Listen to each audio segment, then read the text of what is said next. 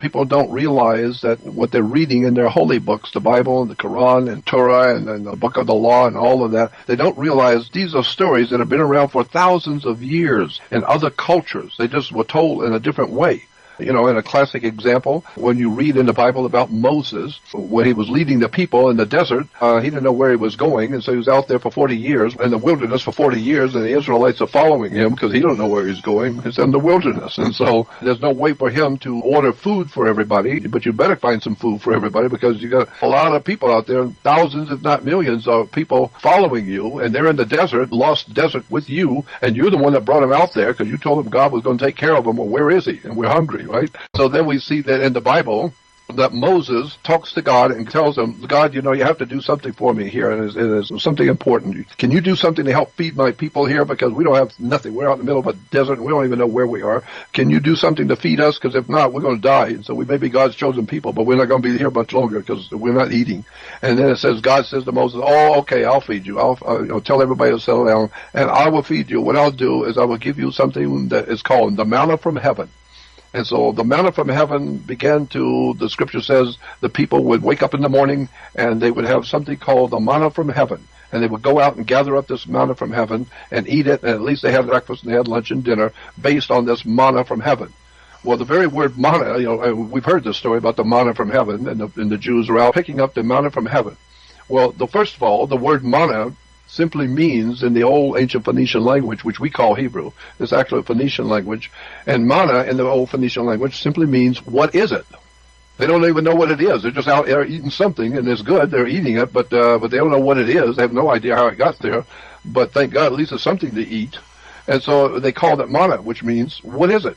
And so then you find out, you go back into the history and go back to the Jewish Encyclopedia Judaica, and the Jewish reference works on the Jewish religion, and then you look at what they call archaeolinguistics, which is the study of the ancient languages of the world and how they're all connected behind the scenes. Mm-hmm. And when you hit archaeolinguistics and you ask, what does archaeolinguistics, the study of ancient languages, tell you about the word manna? Because obviously in the Bible, the Hebrews didn't know what it was. That's why they called it manna. And then you find out in the reference books on the word, manna from heaven was mushrooms. They were eating mushrooms, the magic mushrooms. Well, no wonder they were talking to God. Now, if you're out there eating the magic mushrooms, you're going to be talking to God. You're going to have all kinds of wonderful experiences communicating with your God on mushrooms. And so manna from heaven is described in the Bible. Go to the Bible and read in Genesis about manna from heaven. Look it up in the Bible where the scriptures are talking about the manna from heaven, and it will tell you in the reference works, manna from heaven were mushrooms.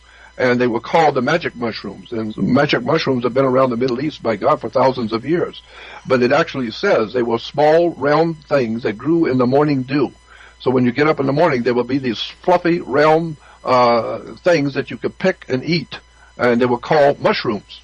And so now today there are quite a few articles being written in Israel by Israeli professors and people who study the Israeli history of words, etc., in the Hebrew. And there are many articles being written now. You go on the web and just look up Israel and mushrooms and see all the different articles written by professors and teachers and writers and researchers in Israel, saying that, the people supposedly at that time that Moses would have been alive, they were on mushrooms. And that's why, they were seeing and able to talk to God directly. Well, if you take enough mushrooms, you're going to talk to God. Mm. And so, but it's not mushrooms just for, like you would get with a hamburger. No, these were magic mushrooms. What is it?